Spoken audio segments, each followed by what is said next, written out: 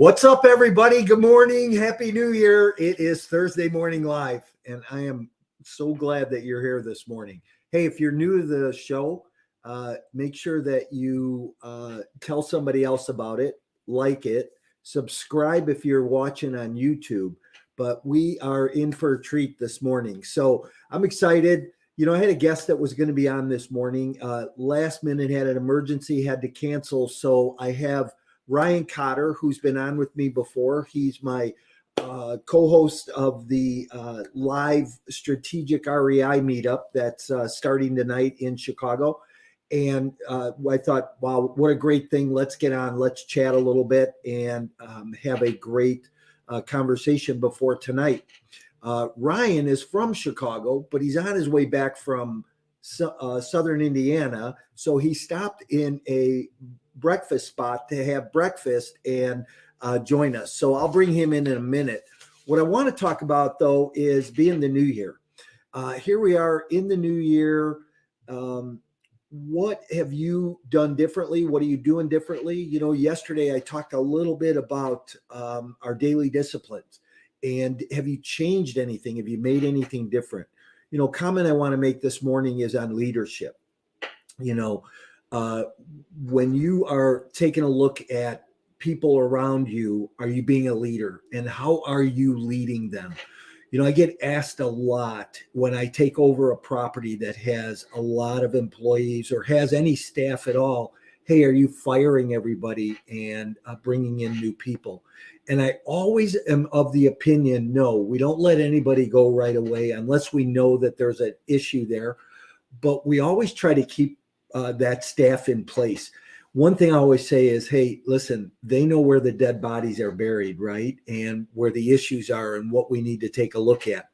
So Jack Welch said years ago, he said that he always cut, when he ran GE, he always cut the bottom 10% of his workforce every year, which, you know, in some essences makes you think that those people that were maybe going to be in that bottom or down at lower employees work a little bit harder to stay up in above that 10% to keep their job. And but, you know, he always built strong companies, right? So I believe that if we take these people that are still in place, that we breathe new life into them, that we give them operational money, we do rehabs and CapEx, that it breeds new life into them. And now all of a sudden the operations change. So take a look at that when you are going in and buying a property, how you handle that staff and what your choices are around that. Glad you're here this morning. Let me bring Ryan in. We're here every Thursday morning. And just really quickly, this is really kind of a Chicago based show. What I like is Chicago-based entrepreneurs. So if you know someone who is a business owner, a restaurant owner, an entrepreneur here in Chicago that would like to be on this show, doesn't necessarily need to be real estate, but I would love to interview them. So please throw their hat in the ring. Let's bring Ryan in. Ryan, good morning. Good morning. Tell people where you're at.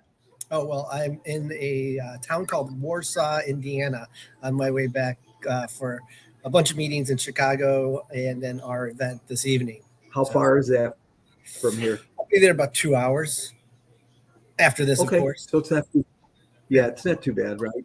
And you're having breakfast, bacon and eggs. Let's see your bacon and eggs, right? Well, I got a little coffee. I got a nice little fruit bowl. If I would have known we were going to do a live, I'd have come meet you somewhere. The protein. Yeah. Nice. Hey, so how are things going? Everything's great. I was listening to your first, a few moments of talking about keeping people and using some of Jack Welch's techniques. There's a great book that I recommend to anybody in that same sphere. It's called Top Grading by Brad Smart.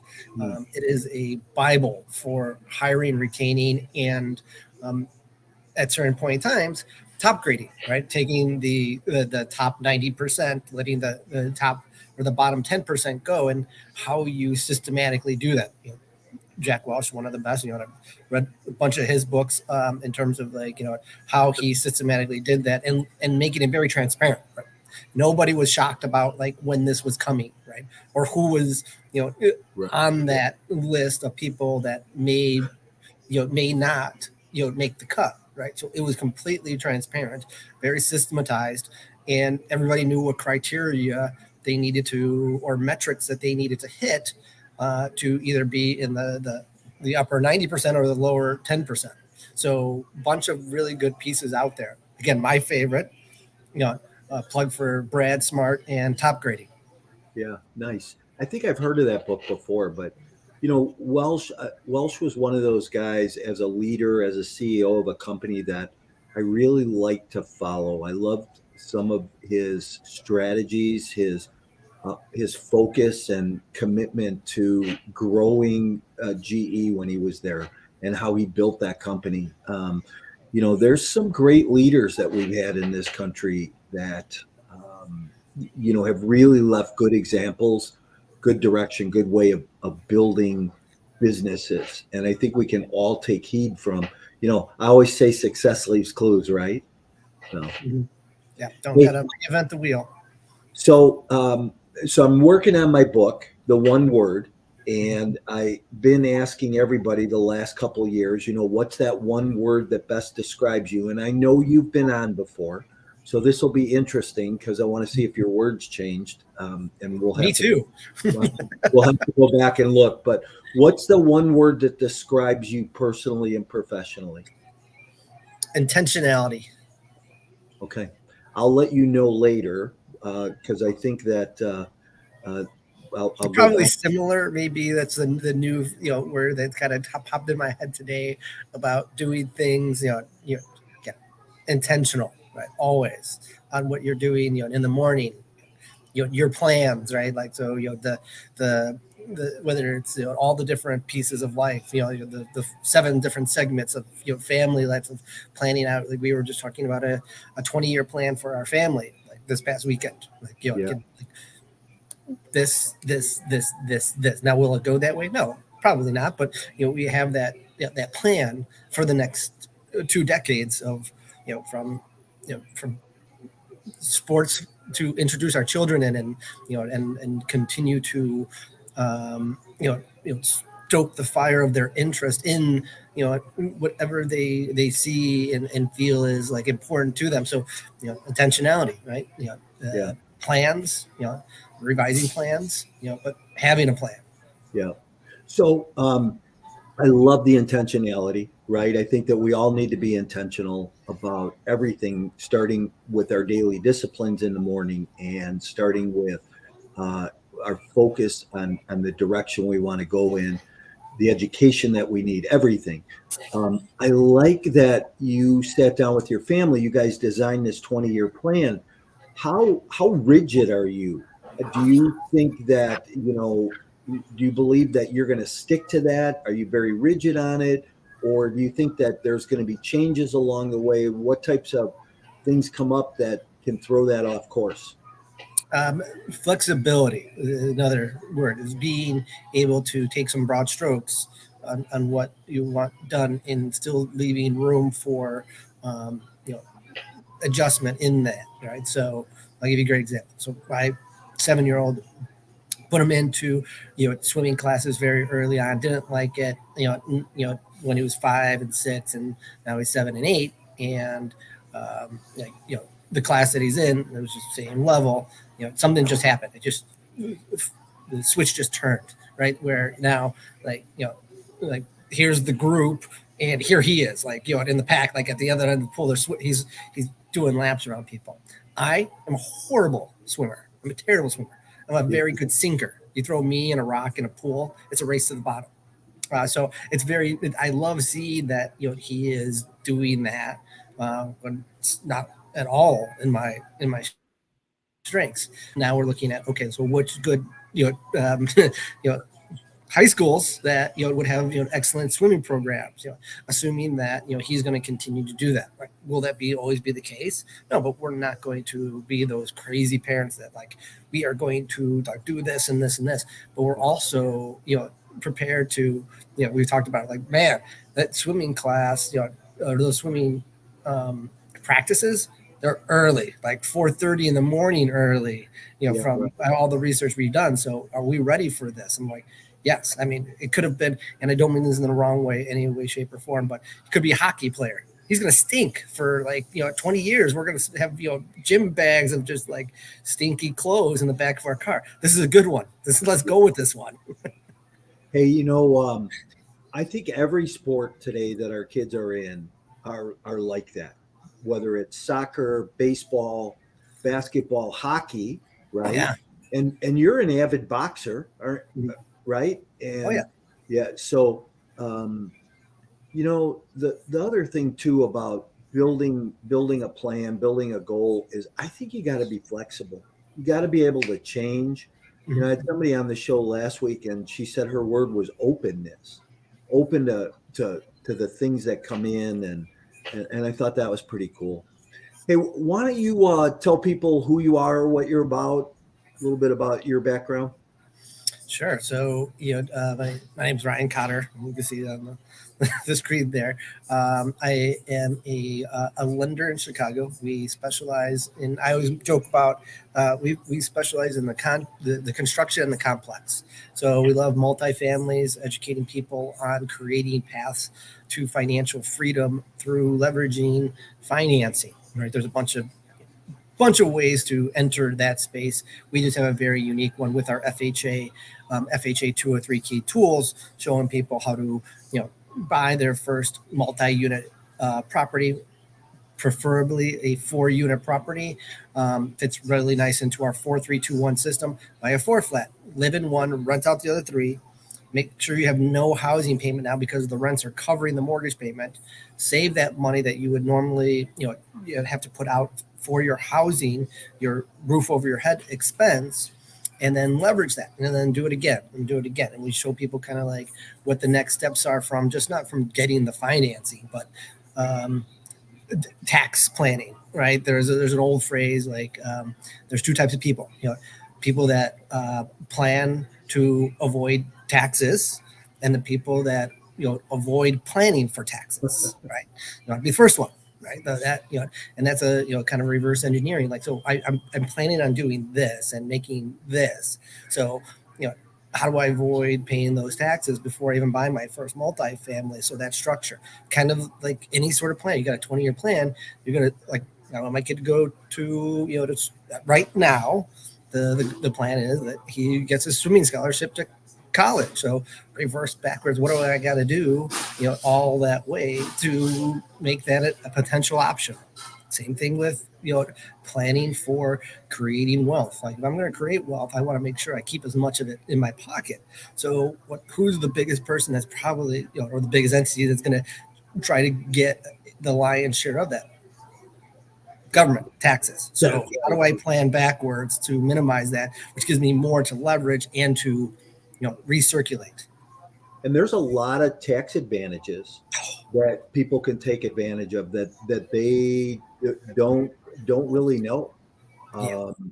And I did a webinar last night, and I talked about some of those tax advantages, and I went through a list of 7 or 8 things, and I was starting to think afterwards that a lot of people don't realize this. So I think once people get educated and understand where you can save money and put more money in your pocket at the end of the year. And this is a great time of year to really be talking about this, because we're going into tax time. Mm-hmm. Yep. So, Yep. Deferment depreciation, right? Those are a couple of the good D's in the world. right, So, right. historically, D is not a great grade, but, depreciation and deferment, great tools to use in financing. And that's kind of one of the things that we got to, tell more people about. Don't just kind of like wing it and think, yeah, I want to make all this money. Well, making it and then losing it, is not the goal. Making it, keeping it, leveraging it, using it multiple times. That's the goal. So my accountant and me are great friends, right? I talk to my accountant on a weekly basis, multiple times. And we're always strategizing, talking about within the accounting world and the lending world, because they don't line up a lot, right? An accountant's job is to keep Uncle Sam's hand out of your pocket. However, sometimes they make it more difficult for you to obtain financing because they've been so aggressive on some of your write-offs. And like you were mentioning, owning real estate gives you a lot of opportunities for write-offs, right? There's nothing better. A Schedule E is your best friend. And that's a form on your tax returns for those that are newer, that gives you the ability to write off a bunch of great things that are expenses that you normally have that you can take advantage of. Yeah. So, understanding that, my accountant's always like, why does lenders look at it like that, but the government looks at it like this? I'm like, there's the way it should be, and then there's the way it is. Let's not get confused between the two. Let's just focus on the way it is, because that'll help us out. So understanding accounting and finance helps you leverage it the absolute best, in my opinion. Yeah, and what's interesting is when you look at your money, when you look at your finance situation, I said last night on this webinar I did, is your money gainfully employed? Because I think there's four different kinds of money, right? You have dead money, safe money, healthy money, and wealthy money. And the 1% of the country spend their time in the wealthy money. And part of that is the tax planning and the savings in that. And, here's the funny thing, right? Is you and I are not even accountants. And we're having this conversation just because it's a strategy thing and we know about it. Yeah, I spend a lot of time looking at other people's tax returns, because I'm helping them obtain financing. And real early on, I just made a habit of, when I would get somebody with really, really good tax returns, and usually the thicker they are, the wealthier you are, right? Yeah. So a book of tax returns means you're doing really, really well. And then I would take time and I would comb through all of them, know all the lines, be familiar with them. And then I would ask the client a couple questions, because people love talking about themselves and their success stories. So like, hey, you did really, really well. I just like, and those people knew their tax returns. It wasn't like, hey, I noticed, like, I don't even know. I'm like, I just trust my accountant. He does everything. That never really happened with the super people. It happens all the time with the people that are growing, and those that are just not focused on it. Whatever you focus on increases. So I noticed the people that knew their tax returns inside and out had the largest balance sheet or net worth. And so I knew I was onto something, so I just kept on asking questions. So I know tax returns really, really well. Yeah, it's awesome. Hey, so I want to go back to the goal setting for a minute and the 20-year vision and plan.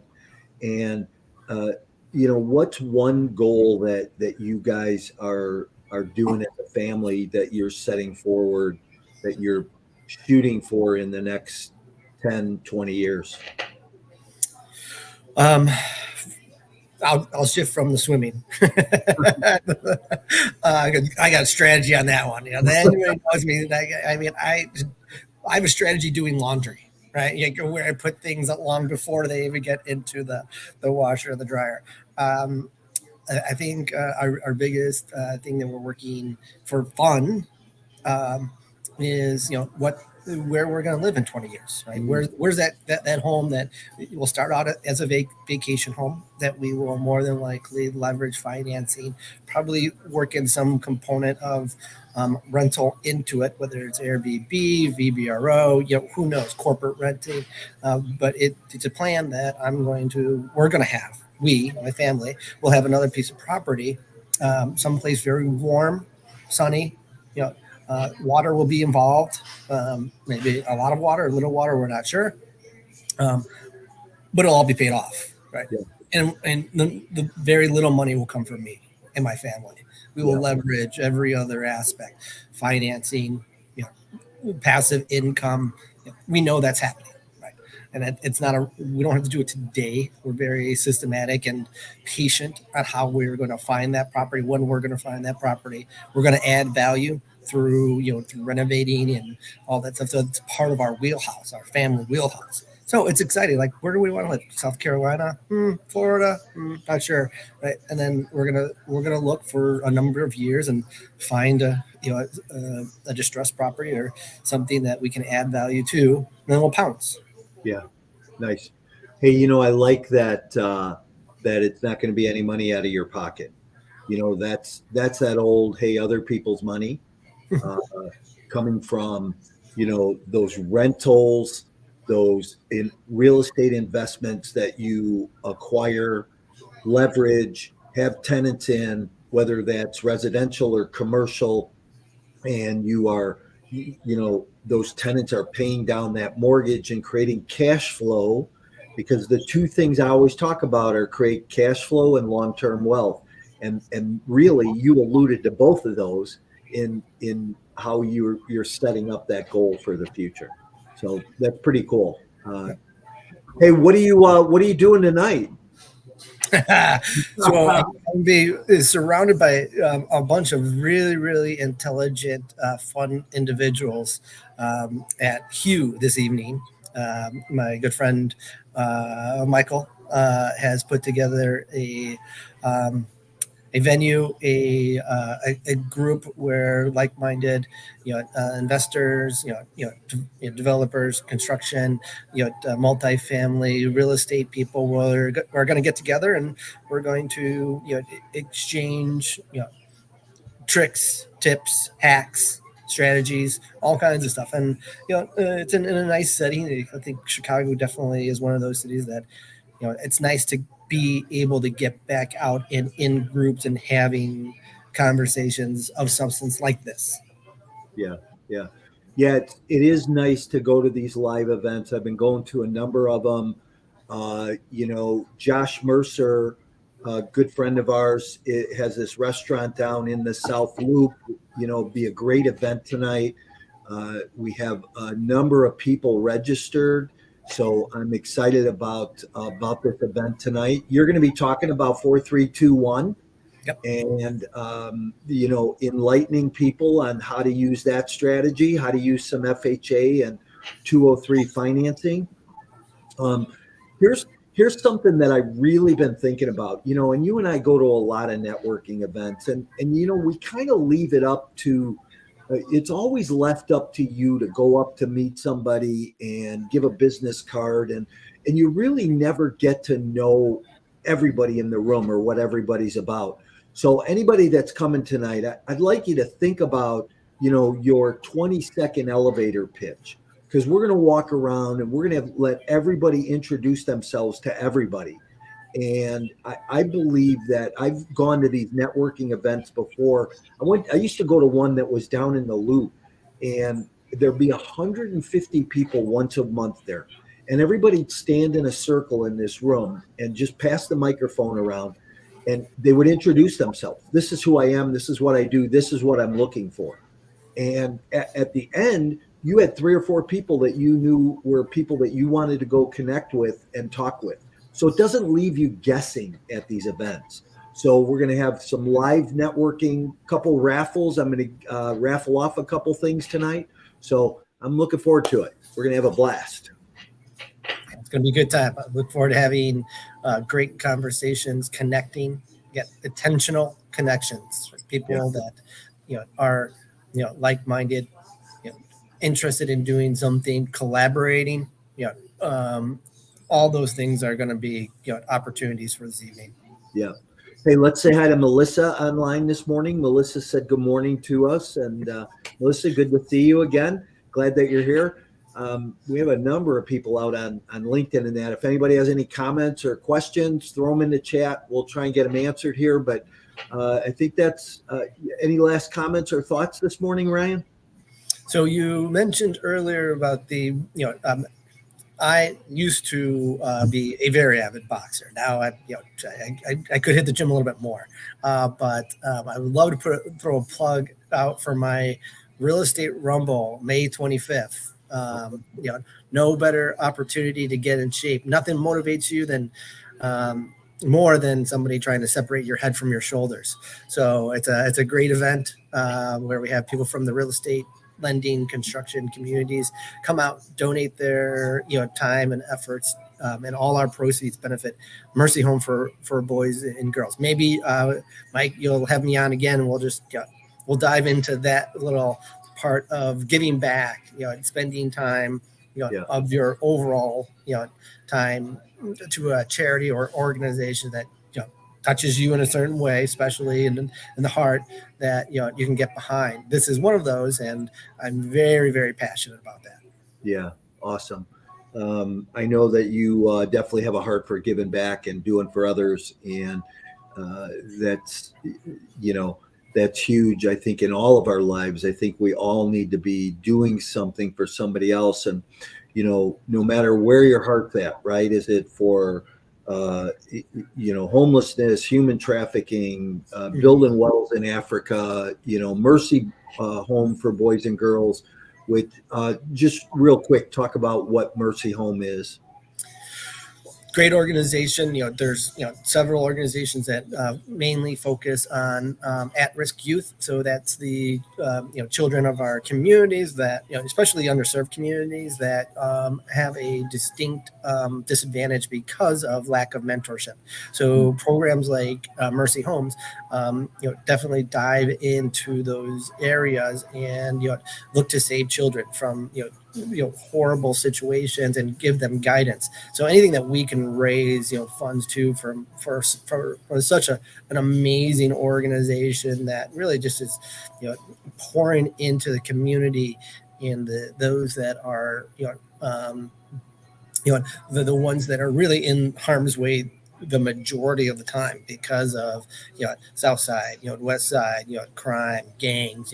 This is where I'm very passionate. Like, we need to be in those communities right there with them, side by side, to show success stories and give underserved children in those communities opportunities, options, success stories, so they can see that they're not just stuck in this life that they think they have no escape from. There's other options, and once you make it clear that those other options, and you give them a roadmap, it changes their trajectory. And that's what we want to do. We want to selfishly improve the south and west sides of the city of Chicago, because we love the city, right? We want to see it better. We don't like seeing stories on the news about everything that we're currently seeing. I'm not going to get too much into it, but everybody knows what I'm talking about.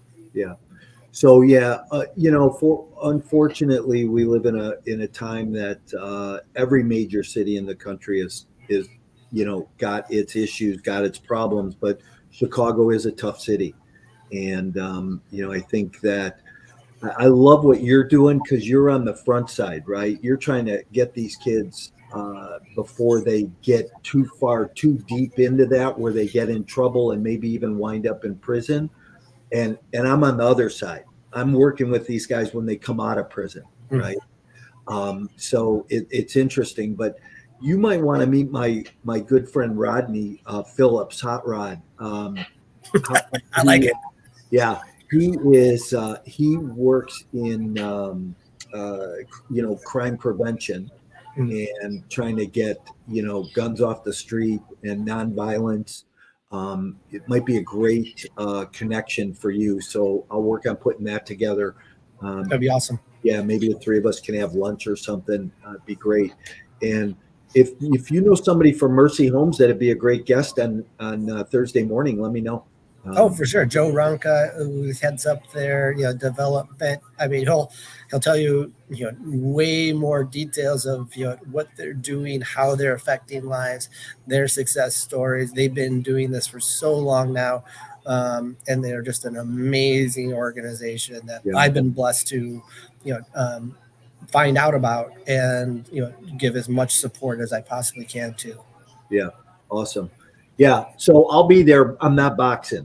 Just Come on, man. I'll be clear about that right now. I'm not boxing. That was one sport I could never understand, really. As much as I like to watch it, Yeah. it just so anyhow. Um, I appreciate you being here this morning. I will see you tonight. Thank you And for having me. yeah, look forward to catching up again tonight. Appreciate you, your friendship, your business, and all the help that you provide people. So I'm going to move you out, say goodbye, and just hang with me in the waiting room for a minute. Have a great day. Hey, everybody, if you want to get a hold of Ryan, his information's at the bottom of the screen. Phone number, Ryan at the mortgage, mtgcorp.com. So, all right, Ryan, see you in a minute. Everybody, thanks for being here. I always say buckle up, right? So I hope that you buckled up for this morning because we had a great little ride. So I really can see the heart in Ryan and giving back and helping the community out. Listen, if you are in Chicago and you are coming out tonight, we'll look forward to seeing you at Hugh. If you haven't registered yet, shoot me a quick email. I'll get you registered for that event. We're going to have a great time. A lot of people. We have a ton of registrations already. Look forward to seeing you this evening. If I can answer any questions, don't hesitate to reach out. Remember, think about your intentionality. Think about your leadership skills and how you empower other people around you, how you build into those around you, what you do for others and somebody else. Hey, everybody, we're here every Thursday.